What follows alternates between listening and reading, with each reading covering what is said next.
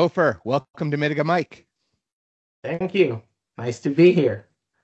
So, Ofer, I wanted to kick off this series with you, primarily because I'd love to get the origin story of Mitiga and you and the co-founders and kind of how this whole thing came to be.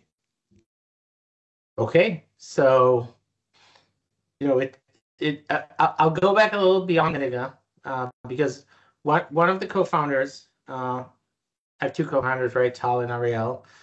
We started Mitiga together. Tal and I had two companies before Mitiga, and so uh, by the end of 2019, Tal and I were still in our last acquisition. So our previous companies, one was acquired by EY, and Tal went and became a partner in EY. And our second company got acquired by Synopsys, and I was in Synopsys. And we were both ready to move on, start the next thing. And we were introduced through Gluloft Capital to Ariel, our third co-founder. So he's about our age. All these years, Tal and I were building companies. He was in the military. So he was in 8200, retired as a colonel, was looking for a next thing, wanted to start a company, and we were paired up. And we each came from a slightly different angle to it, but we were all in the same core notion, which was one, we've been in this industry for so long, right? Yeah. There's so many security solutions, yet everybody gets breached. And the IR industry back then, even now to some extent, hasn't changed a lot over the years, right? You call, I won't mention names, but you call one of the big IR companies, they send in a team, they charge, $400, $500 an hour. We call it hurry up and wait, right? You get a bunch of people all rushing to do the IR, and then they wait to get the data, they wait to get permissions, they wait, whatever. And so this whole industry was really kind of old, and people were moving to the cloud, and that called for new things. And we're looking at this like there's so much need to do something different in responding, in resilience, in assuming we'll get breached, but it won't turn into a crisis because we'll find it and stop it really, really fast. And so that was the core idea of Biniga. And we Sure. started from the IR side. Said let's change IR for the cloud, or let's create IR for the cloud because nobody knew what IR for the cloud was, right? See, that's what one of the things I think is really interesting is that you you came at it not necessarily saying we want to build this platform, which eventually became the amazing Mitiga platform, but we want to build this platform. You're just like, look, we need to address IR in the cloud. However we do that, let's figure it out. But I'll let you kind of explain how you got into it. But I think it's a really interesting sort of evolution or maturation of the process that you went through. So I'll stop it. I think that's really really cool that you just approach it. We just need to address IR, and we're not sure how yet, but let's just address that. Yeah, and I think there's, as a founder, right? There's always two approaches. Like your next company, you can say, well, here's a problem that's already very dominant in the market. There are a few vendors who did it, maybe not so well, and I'm gonna create something better, get into this market that's already there, and win because I did something better, right? Great story. Maybe you've heard about it, a company called Wiz, right? They didn't invent CSPM. CSPM was there. Prisma Cloud was there. Orca was there. They just went and beat this market. Sure. And then there's the other type of founder that says, I see a problem coming. It's not here yet, but it's coming. I'm going to build the solution for it. It's a much harder way. And for some odd reason, I keep going down that way because I like innovation and I like new things. You like to Um, hack through the jungle and make your own trail as opposed to taking the stairs. yep. Seeker, my previous company was the same. We came up with IAST first in the market. Took a lot of years until this became a category and had a place in Gartner and everything. So Mitigo was the same. So we didn't know how to do cloud AR because nobody knew how to do cloud AR. If you went back, before we started Mitiga, 2019, you're looking at things that nobody had a clue. And so, but we knew a few things. We knew that if we bring the right talent ourselves and the right people, we can start by just doing IR in the cloud and figuring it out along the way. And if we design the company from the get-go as a company that's geared toward building a platform, then everything we encounter will trigger something that says, okay, here's how we can automate it. Here's how we can build technology to make it better. And that's what we did. And that's what we went to raise our seed funding for, which, by the way, isn't a trivial raise, because you're going to the VCs and saying, look, we're going to sell services for a while, but these services will make us build a really, really great platform. And that takes quite a good leap of faith. But, I think, being not first timers, it's easier to get the funds to do that leap of faith. And one of our first investors, still our biggest investor, Jay Leak, he believed in that. He believed in the team. He believed in that leap of faith. And it's not an easy route because services and product are very different cultures. And we knew all along we're starting in services, but we'll end up with a platform, and we have to build a company with a platform culture. And despite knowing that, it wasn't easy when we eventually mostly moved to platform. We'll get there in a minute. So we started the company, and we advertised ourselves as, look, we're doing IR in the cloud. And surprisingly, breaches in the cloud started, or maybe not surprisingly, right? It's COVID times 2000, it's COVID time. So many things are anyway moving to the cloud. More breaches are in the cloud, and we're starting to get business. We had a lot of business in our first year. It's like, it was really, really, again, services, right? Started with services, turned into service retainers, was IR. But we learned so much from it. And so the first thing that became very apparent was the data. So you go to an IR in the cloud, that's still true in 2025. If you haven't prepared your data correctly, you call in, again, one of the big fancy names of IR, doesn't matter which. If you don't have the logs, you don't have the data, they can't help you.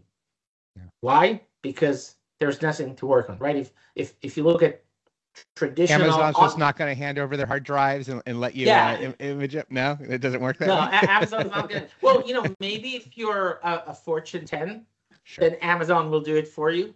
But for most normal people, no. And in the old days, even if you're extremely, unprepared, you would bring in a company, they would come with this encased suitcase and a bunch of tools, and they would go to your servers, your physical servers, and they would go into hard drives and your firewalls, and they'll get some forensic evidence out of it. Maybe not all, but some, and they'll make a puzzle out of it, and you'll have sort of a sense of what's going on.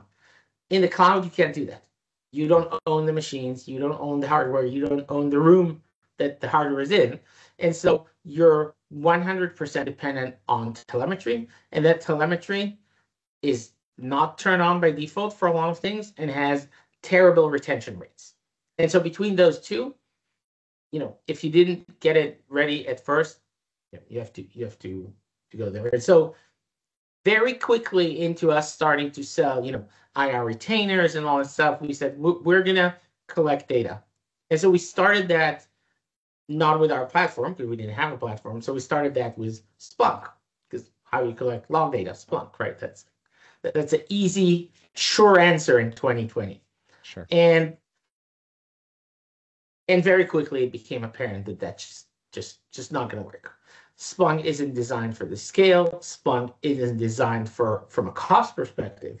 Well, the volume of data as well in the cloud is much different than on-prem, right? Especially if you start turning on telemetry for all the disparate sources that, quite frankly, you need to do if you're going to do forensics, right? Yeah, and again, you can have a lot of volume on-prem, but what happens on-prem is you only take a subset of that volume into your SIEM, and the rest stays on the device, right?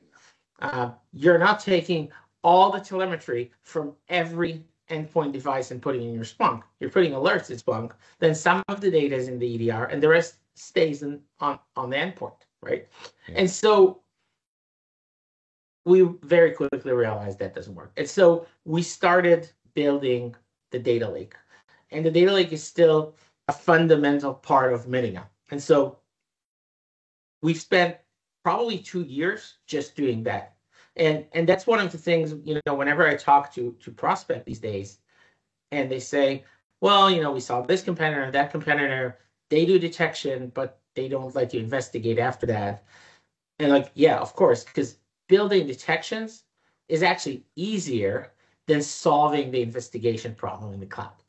And so we started with solving the hard problem. So we spent roughly 2 years, of course, not just on that, but we spent roughly 2 years just on building the core data lake collection engineering. It's based on a distributed architecture. It's hard to build, hard to maintain. I mean, even once you build it, making sure that the logs flow, that their structure hasn't changed, because cloud providers will change log structure unannounced, and things just break if you don't monitor and fix things and so on. So at the very core, we built that. And with that, we started being really spectacular at doing AI. Because now we have the data, and we've built a lot of capabilities on top of this data for automating investigation.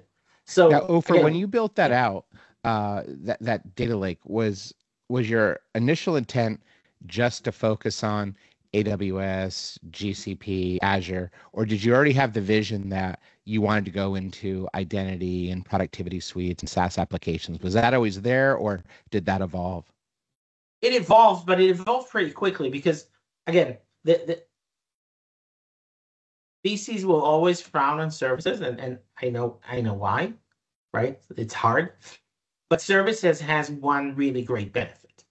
It puts you in front of what's really in the market. And yes, I know a good founder will talk to CISOs and do validation, but services really put you in the real world. And so very early on, when we started doing IRs in the cloud, we saw that attackers don't just stick to cloud. Like they don't think like departments in a corporate. Oh, this is my cloud security team, and this is my SaaS security team, and this is my SecOps team, and my IAM team, and they're all different. But they don't care about all that. Yeah. They go where access takes them. And with federated identity, single sign-on, access takes them everywhere in the cloud. And so very early on, we saw that. We saw that breaches materialize across your entire public cloud footprint. And we have to look beyond just, the CSPs. Very cool. Very cool. Now, when you started approaching organizations and saying, hey, we're not just an IR team, we're not just doing services anymore. Now we've built this platform with this distributed data lake that's looking across infrastructure, identity, SaaS, and we're providing those same capabilities. What was the reaction in the industry early on? Were people ready to have an actual platform that allowed this, or were they still leaning more towards wanting a services component? So I think it depends, right? So some of the companies we spoke with, so a lot of our early customers were tech companies, right? So SaaS companies on their own, because they were born in the cloud, built in the cloud. Some of them at least, understood this early on. They didn't have on-prem services to be breached. All they were concerned about was their cloud services being breached because they were a SaaS company. And so a lot of those understood it. I would say in the larger enterprises, probably most organizations didn't back then, except for some of the very advanced ones. And so it was definitely, that going back to what I said before, right? When you go into an incumbent market, you have to work your way up there, do the market education, and wait for things to come. Luckily, quote unquote, all along the way, people got breached. and they would come to us. And so whenever somebody got breached, people would tell them, "Oh, it's in the cloud. You should talk to Mitiga because they're the experts in cloud incidents." And even though we didn't collect the data up front, we would still plug in our platform, collect as fast as possible what was there, and had our automations and enrichments on top of it, and we were able to bring value. And a lot of these organizations ended up staying as customers because they saw the value. Or we had this this case. That was actually a customer. They got hit by ransomware. It was a crazy story. The CISO got the ransom note through Slack. So this, of course, Holiday. That's always the case. Holiday, he's somewhere in bad reception zone, manages to get a few minutes online. He has a ransom note in his Slack from an employee in the company, obviously from a compromised employee in the company. And it's just a scare tactic, right? Because, and especially back then, people would think, Slack is like internal. Yeah. So the notion of somebody's on my Slack and sending me a ransom note and CCing my employees was like, man, this is rough. And so these guys came in, they again, now it's very common. They hacked an identity of one of their users, got through it, used single sign-on, basically the my app portal, click by click by click, go to every app. And then they said, look, we got so-and-so terabytes of data, pay us so-and-so millions of dollars. And because we had all the data, it took us a few hours to give them a full assessment of what data the attackers actually have and what data they say they have, but they don't, because there's no indication that they were able to get that data. And that was enough ammunition. Wait, the attackers lied? Oh, I know. It's shocking, right? They are criminals and they lie.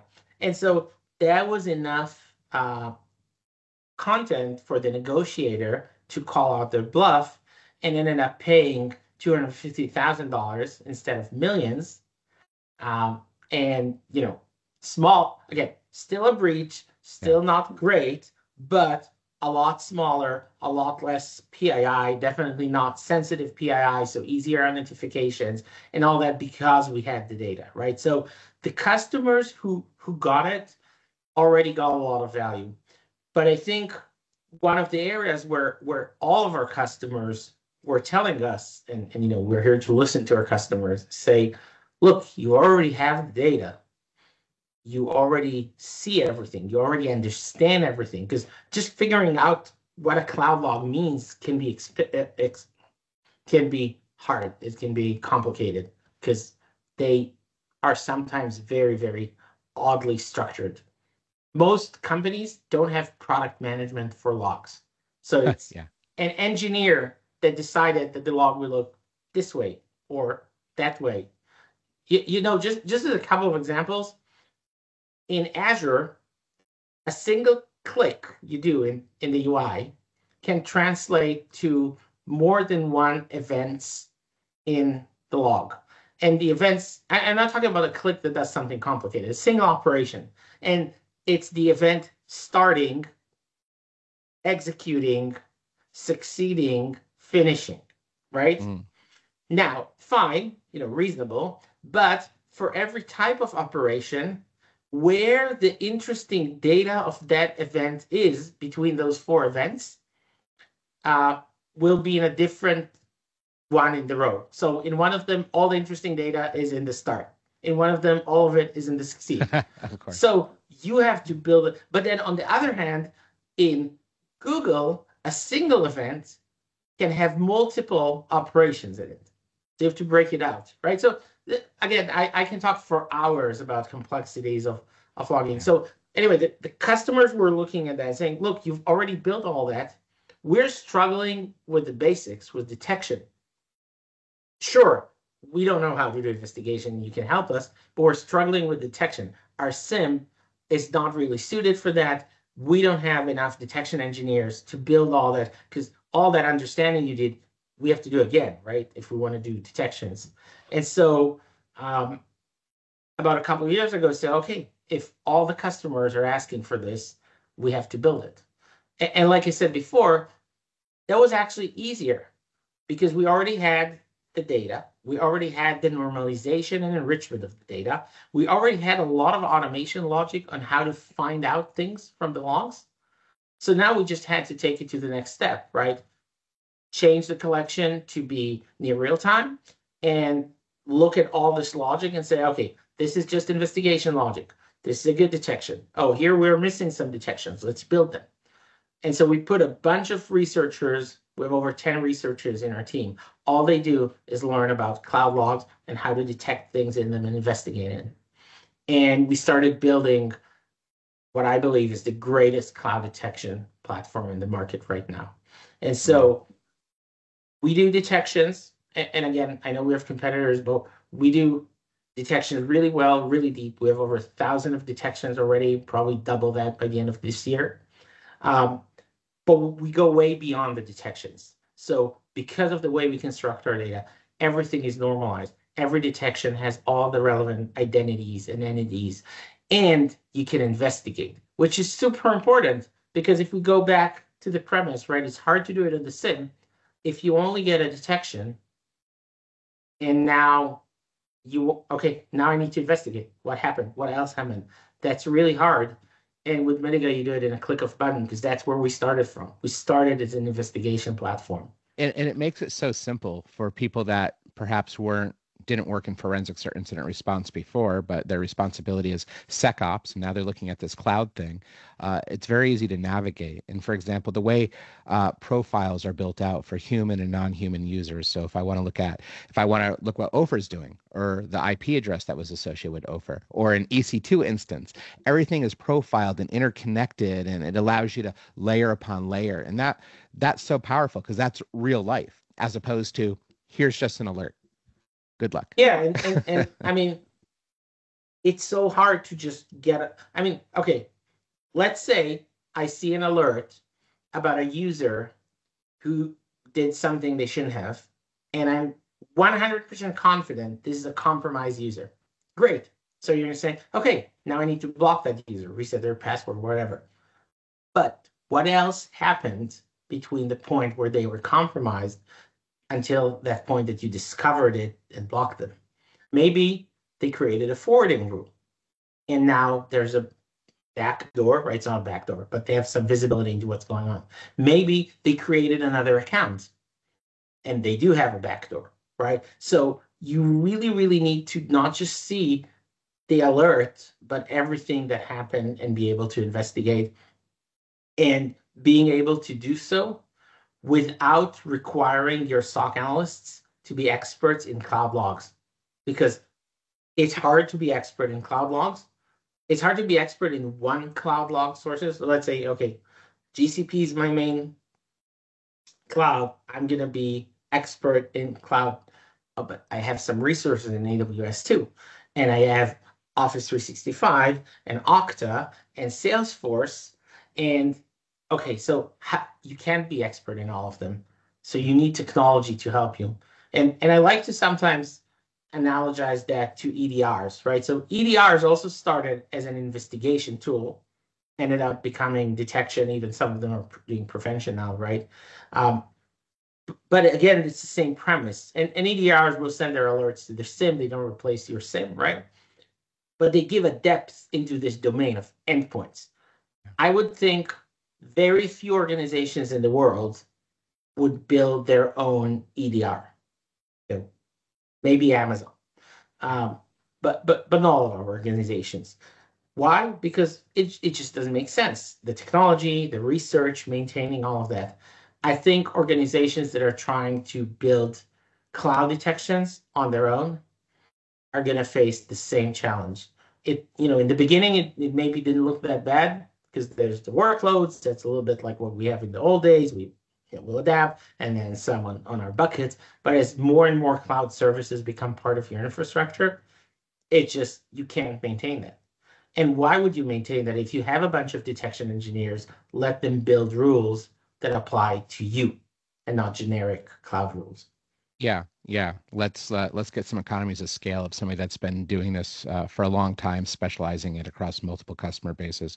I mean, as you mentioned earlier, just the forensic data lake, that capability, collecting the data, normalizing it, enriching it, storing it in a cost-effective way, and being able to leverage it for not just detections, but also to do real forensic analysis, real investigations within the workbench. That's not a trivial thing. And then you layer the detections. I think one of the things that caught my eye when I was first introduced to Mitiga was I just liked the simplicity of the flow, and I also like the usability of some things that sometimes are overlooked, like the mapping to the MITRE ATT&CK cloud matrix. To me, that's a really powerful capability because maybe I just want to drill into, I don't know, persistence. And I want to see anything that might be related to that. And perhaps I have a number of events or alerts in my system, and just show me the ones related to persistence because that's, those are people that perhaps are doing something long term on my system. I want to investigate that, see how deep the rabbit hole goes. It's just there. The data is just there. It's not like I have to, do some kind of mental gymnastics to get to what I want. It just shows up. And then a feature that kind of goes hand in hand with that, which I was really intrigued about when I first saw, was AI insights. And the fact that you've built this capability to sort of think like an investigator. What would an incident responder do? And what would the steps that they take? And it says, okay, well, if I see something like this, I'm going to do these things, and then it creates these insights, these alerts, and they're some are suspicious, some are maybe benign, but it puts them together and it says, hey, these are highlights based on all these alerts. And to me, it's so incredibly because now I've got like this AI incident responder kind of working hand in hand with the rest of the solution. I don't know where the question is in that, but it's really fascinating. So I guess maybe the question is, how early on was the sort of the idea that we definitely want to leverage AI, and AI is a loaded term. It can be used a million different ways. It can mean nothing. It can mean everything. But when was a decision made to say, hey, we want to leverage AI as part of this process to augment what humans are doing? So before I'll get to the answer in a second, but I'll go one step back. So Yeah. remember our services roots, right? So we started with IR.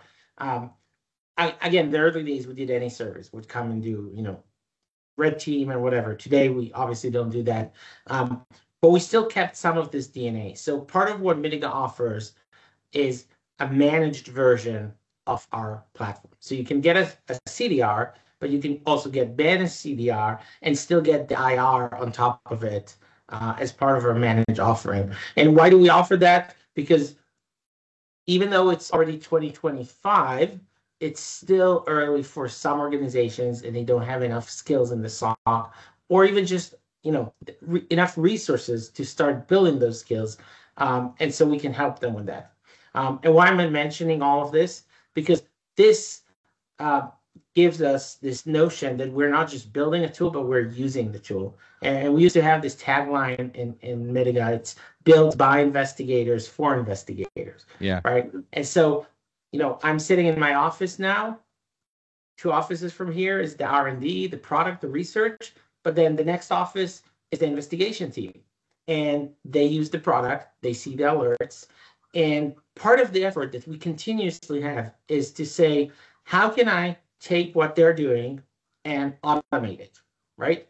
And so I want to automate everything, so I don't need them. Of course I need them, but you get my point, right? So they can be augmented and do a lot more work with less people because people is a bottleneck. To me, AI is a tool. It's like I never said, oh man, I really have to get AI into Mitiga because I don't think that way. It's like, you remember 3 years ago, 4 years ago in the crypto craze times, everyone was, oh, we'll build a think tank on how we can use crypto. It's like, or blockchain, right? It's like, well, I like to think of here's a problem I want to solve. What's the best technology for it?